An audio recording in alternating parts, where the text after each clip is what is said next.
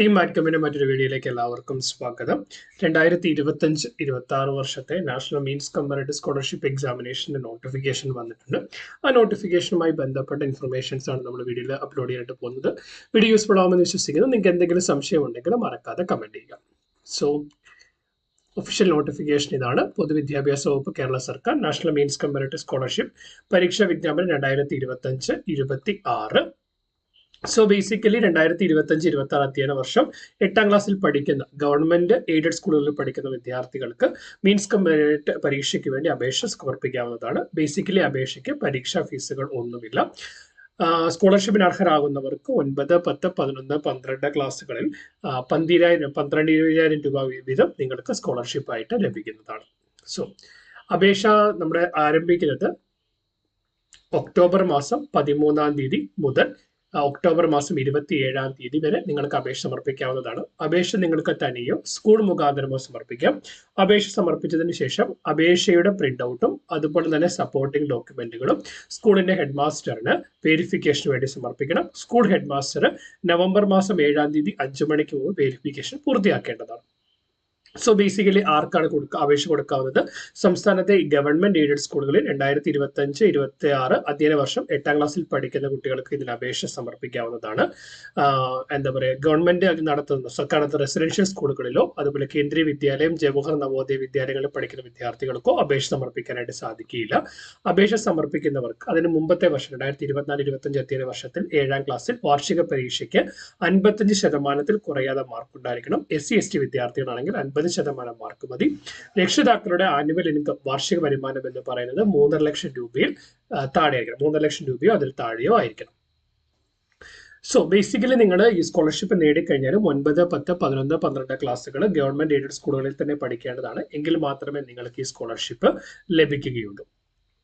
നിലവിൽ മൂല്യനിർണ്ണയം ഗ്രേഡിന്റെ അടിസ്ഥാനത്തിലായതുകൊണ്ട് നിങ്ങളുടെ കഴിഞ്ഞ വർഷത്തെ ഗ്രേഡ് എന്ന് പറയുന്നത് കറസ്പോണ്ടിങ് ഗ്രേഡ് പോയിന്റിലേക്ക് മാറ്റിയതിനു ശേഷം ടോട്ടൽ ഗ്രേഡ് പോയിന്റിനെ 100 കൊണ്ട് മൾട്ടിപ്ലൈ ചെയ്തതിനു ശേഷം 90 കൊണ്ട് ഡിവൈഡ് ചെയ്ത് ഒരു പെർസെന്റേജിലേക്ക് ആക്കി നിങ്ങളുടെ പെർസെന്റേജ് കാണാം. ഫോർ എക്സാമ്പിൾ, നിങ്ങൾക്ക് മലയാളത്തിന് A+ കിട്ടിയെങ്കിൽ 9 മാർക്ക് കൊണ്ട് 9, ഇംഗ്ലീഷിന് A ആണെങ്കിൽ 8 മാർക്ക്, ദെൻ മാത്സിന് C+ ആണെങ്കിൽ 5 മാർക്ക്, അങ്ങനെ കൂട്ടി ടോട്ടൽ നിങ്ങൾക്ക് എത്ര ഗ്രേഡ് പോയിന്റ് വരുന്നു അതിനെ 90 കൊണ്ട് ഡിവൈഡ് ചെയ്തിട്ട് 100 കൊണ്ട് മൾട്ടിപ്ലൈ ചെയ്താൽ നിങ്ങൾക്ക് പെർസെന്റേജ് ആകും. ബേസിക്കലി പറഞ്ഞു, വാർഷിക വരുമാനം എന്ന് പറഞ്ഞ് 3 ലക്ഷം രൂപ കവിയാൻ പാടില്ല. അതുകൊണ്ട് തന്നെ വില്ലേജ് ഓഫീസിൽ നിന്ന്, നിങ്ങളുടെ ഏത് വില്ലേജിലാണോ താമസിക്കുന്ന ആ വില്ലേജിൽ നിന്ന് വരുമാന സർട്ടിഫിക്കറ്റ് നിങ്ങൾ അപേക്ഷ കൊടുക്കുമ്പോൾ നിങ്ങളുടെ കയ്യിൽ ഉണ്ടാവേണ്ടതാണ്. വരുമാന സർട്ടിഫിക്കറ്റ് PDF ഫോർമാറ്റിൽ നിങ്ങളുടെ കയ്യിൽ ഉണ്ടാവണം. രണ്ടാമത്തെ കാര്യം എന്ന് പറയുന്നത്, ഫോർ എക്സാമ്പിൾ SC/ST വിഭാഗത്തിൽപ്പെട്ടവരാണെങ്കിൽ നിങ്ങളുടെ കാസ്റ്റ് സർട്ടിഫിക്കറ്റ് അഥവാ ജാതി തെളിയിക്കുന്ന സർട്ടിഫിക്കറ്റ് ഉണ്ടാവണം. ഭിന്നശേഷി വിഭാഗത്തിൽ ആപ്ലിക്കേഷൻ കൊടുക്കുന്നവരാണെങ്കിൽ 40% കൂടുതൽ നിങ്ങൾക്ക് ഡിസബിലിറ്റി ഉണ്ടെന്ന് തെളിയിക്കുന്ന ഡിസബിലിറ്റി സർട്ടിഫിക്കറ്റ് നിങ്ങളുടെ കയ്യിൽ ഉണ്ടായിരിക്കേണ്ടതാണ്. പിന്നെന്താണ്, 6 മാസത്തിനിടയിൽ ലഭിച്ച എടുത്ത ഒരു പാസ്പോർട്ട് സൈസ് ഫോട്ടോ. ആ passport size photo 20 KB 30 KB file സൈസിനുള്ളിൽ ഫോർമാറ്റ് എന്ന് പറയുന്നത് JPG ഫോർമാറ്റിൽ 150x200 പിക്സൽ ഇതിൽ നിങ്ങളുടെ കയ്യിൽ ഉണ്ടാവേണ്ടതാണ്. ദെൻ പരീക്ഷയുമായി ബന്ധപ്പെട്ട് എല്ലാ വർഷത്തെയും പോലെ തന്നെ 2 പാർട്ടാണുള്ളത്. ഒന്നാമത്തെ മെന്റൽ എബിലിറ്റി ടെസ്റ്റ് മാറ്റ്, രണ്ടാമത്തെ എന്ന് പറയുന്നത് സ്കോളസ്റ്റിക് ആപ്റ്റിറ്റ്യൂഡ് ടെസ്റ്റ് SAT. 2 പേപ്പറുകൾ ഉണ്ടാവും. മാറ്റ് പരീക്ഷയിൽ 90 മൾട്ടിപ്പിൾ ചോയ്സ് ക്വസ്റ്റ്യൻസ് ആണ് ഉള്ളത്. അത് ബേസിക്കലി ഒരു എന്താ പറയുക, റീസണിങ് കപ്പാസിറ്റി അല്ലെങ്കിൽ മെന്റൽ എബിലിറ്റി ചെക്ക് ചെയ്യുന്നതിന് വേണ്ടിയുള്ള കാര്യമാണ്. അതിനകത്ത് കൂടുതലായിട്ടും വർഗീകരിക്കൽ, സീരീസുകൾ, പാറ്റേണുകളൊക്കെയാണ് കൂടുതലായിട്ട് ഉണ്ടാവുക. ദെൻ SAT-നകത്തെന്ന് പറയുന്നത് 7, 8 ക്ലാസ്സുകളിൽ നിന്നുള്ള സോഷ്യൽ സയൻസ് ഭാഗത്ത് നിന്ന് 35 ചോദ്യങ്ങൾ, ബേസിക് സയൻസിൽ നിന്ന് 35 ചോദ്യങ്ങൾ, ബേസിക് മാത്സിൽ നിന്ന് 20 ചോദ്യങ്ങൾ, അങ്ങനെ മൊത്തം 90 ചോദ്യങ്ങളായിരിക്കും ഉണ്ടാവുക. ചോദ്യപേപ്പർ എന്ന് പറയുന്നത് ഇംഗ്ലീഷിലും മലയാളത്തിലും തമിഴിലും കന്നഡയിലും അവൈലബിൾ ആണ്. നിങ്ങൾ ഓൺലൈനായിട്ട് ആപ്ലിക്കേഷൻ കൊടുക്കുമ്പോൾ തന്നെ നിങ്ങൾക്ക് ഏത് ഭാഷയിലുള്ള ചോദ്യപേപ്പറാണ് വേണ്ടത് എന്ന് നിങ്ങൾക്ക് സെലക്ട് ചെയ്യാവുന്നതാണ്. പരീക്ഷ നടക്കാൻ പോകുന്നത് ഡിസംബർ മാസം 30-ാം തീയതി രാവിലെ 10 മണി മുതൽ 11:30 വരെയും 1:30 മുതൽ 3 മണി വരെയും 2 ഘട്ടമായിട്ടാണ് മാറ്റ് SAT പരീക്ഷകൾ നടക്കുക. സ്കോളർഷിപ്പിന് അർഹത നേടാനായിട്ട് മിനിമം നിങ്ങൾക്ക് ആ പരീക്ഷയിൽ 40% മാർക്ക് ഉണ്ടായിരിക്കണം. SC/ST വിദ്യാർത്ഥികളെ സംബന്ധിച്ചിടത്തോളം 32% മാർക്ക് മതി.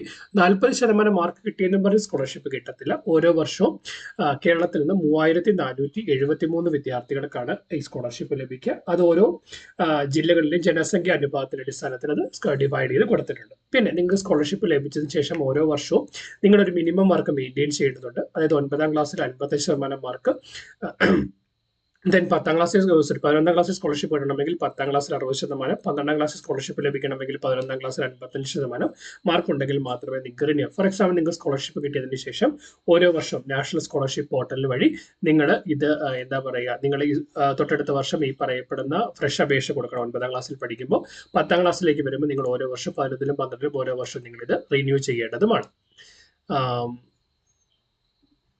ഓക്കെ, ദെൻ അതൊക്കെയാണ് നിങ്ങൾ ബേസിക്കലായിട്ട് ഈ അപേക്ഷയുമായി ബന്ധപ്പെട്ട് നിങ്ങൾ അറിഞ്ഞിരിക്കേണ്ട കാര്യമെന്ന് പറയുന്നത്.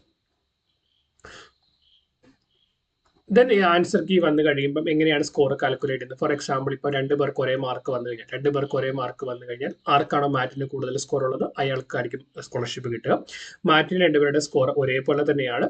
അങ്ങനെയാണെങ്കിൽ സാറ്റിനകത്ത് സയൻസിൽ കൂടുതൽ സ്കോർ കിട്ടിയ ആൾക്കാരാണ് അയാൾക്കായിരിക്കും കിട്ടുക. നേരെ മാറ്റിലും സാറ്റിലെ സയൻസിന് ഒരേ സ്കോറാണ്, പിന്നെ പരിഗണിക്കുന്നത് മാത്സിലെ സ്കോർ ആയിരിക്കും.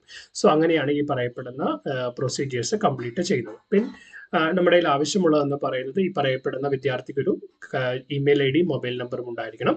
ദെൻ വരുമാന certificate, SC/ST certificate, caste certificate, disability ഉള്ളവർക്കാണെങ്കിൽ ഡിസബിലിറ്റി സർട്ടിഫിക്കറ്റ് ഉണ്ടാവണം, നിങ്ങളുടെ പാസ്പോർട്ട് സൈസ് ഫോട്ടോ, ഇത്രയും കാര്യങ്ങൾ വെച്ചിട്ട് നിങ്ങൾക്ക് അപേക്ഷ കൊടുക്കാവുന്നതാണ്. സോ ബേസിക്കലി നിങ്ങൾ ആ പോർട്ടലിൽ കയറിയിട്ട് ഫോർ എക്സാമ്പിൾ ഉപയോഗിക്കേണ്ട പോർട്ടൽ എന്ന് പറയുന്നത് http://NMMSC-Kerala.gov.in എന്ന് പറയുന്ന വെബ്സൈറ്റ് ഓപ്പൺ ചെയ്ത് അതിനകത്ത് ന്യൂ കാൻഡിഡേറ്റ് ലോഗിന് താഴെ ന്യൂ കാൻഡിഡേറ്റ് എന്ന ഓപ്ഷൻ ഉണ്ട്. അവിടെ രജിസ്റ്റർ നൗ കൊടുത്ത് നിങ്ങളുടെ ഡീറ്റെയിലുകളെല്ലാം കൊടുത്ത് നിങ്ങൾക്ക് രജിസ്ട്രേഷൻ പൂർത്തിയാക്കാവുന്നതാണ്. ഇതാണ് നോട്ടിഫിക്കേഷനുമായി ബന്ധപ്പെട്ട് ബേസിക്കലായിട്ട് നിങ്ങൾ അറിഞ്ഞിരിക്കേണ്ട ഇൻഫർമേഷൻസ് എന്ന് പറയുന്നത്. നിങ്ങൾക്ക് എന്തെങ്കിലും സംശയമുണ്ടെങ്കിൽ കമന്റ് ചെയ്യുക. നമ്മുടെ ചാനലിൽ NMMSന്റെ അല്ലെങ്കിൽ സാറ്റിന്റെയും മാറ്റിന്റെയും പ്രീവിയസ് ഇയർ ക്വസ്റ്റ്യൻസുമായി ബന്ധപ്പെട്ട വളരെയധികം വീഡിയോസ് അപ്ലോഡ് ചെയ്തിട്ടുണ്ട്. ലിങ്ക് ഞാൻ ഡിസ്ക്രിപ്ഷൻ ബോക്സിൽ കൊടുക്കാൻ, കണ്ടു നോക്കാം. ഇന്ന് മുതൽ പുതിയ പ്രീവിയസ് ഇയർ ക്വസ്റ്റ്യൻ പേപ്പറിന് പുതിയ വീഡിയോസ് നിങ്ങൾക്ക് അപ്ലോഡ് ചെയ്യുന്നതാണ്. നിങ്ങൾ അതോടെ കിട്ടുന്നതിന് വേണ്ടിയിട്ട് നിങ്ങളുടെ ചാനൽ സബ്സ്ക്രൈബ് ചെയ്യുക. നിങ്ങൾക്ക് ഏതെങ്കിലും ഒരു ചോദ്യം അല്ലെങ്കിൽ ഏതെങ്കിലും ഒരു കാര്യത്തിന്റെ കോൺസെപ്റ്റ് ക്ലാരിറ്റി ആവശ്യമുണ്ടെങ്കിൽ അതുകൂടി മറക്കാതെ കമന്റ് ചെയ്യുക. Keep watching, keep learning. Thanks for watching.